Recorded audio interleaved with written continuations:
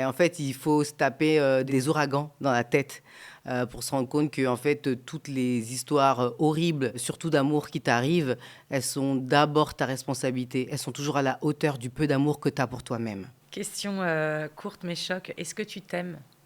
Ouais, maintenant, ouais. Oh, c'est chouette de pouvoir répondre oui comme ça. Il y a eu un moment où tu t'aimais pas?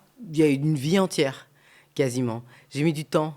Et en fait, il faut se taper des ouragans dans la tête pour se rendre compte que en fait, toutes les histoires horribles, surtout d'amour qui t'arrivent, elles sont d'abord ta responsabilité. Elles sont toujours à la hauteur du peu d'amour que tu as pour toi-même. Et ça, j'ai compris ça. Et j'ai mis du temps.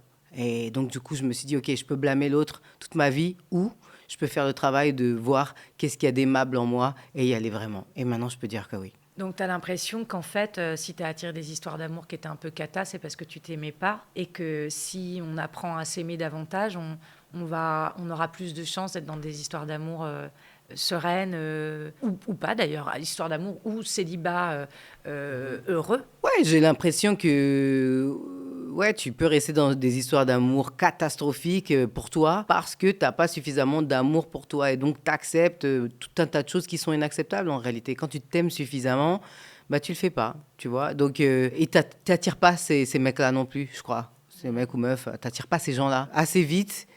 Quand il y a quelque chose dans ton assiette qui est pas bon pour toi, qui est périmé ou que sais-je, bah tu le ressens et tu le Mm. manges pas. Si tu te Mm. forces, c'est que quelque part tu as l'impression que ton corps c'est une poubelle, n'est-ce pas? Bah c'est Oh, pareil. j'adore la métaphore. Je l'ai trouvé là comme ça là. Waouh! Waouh!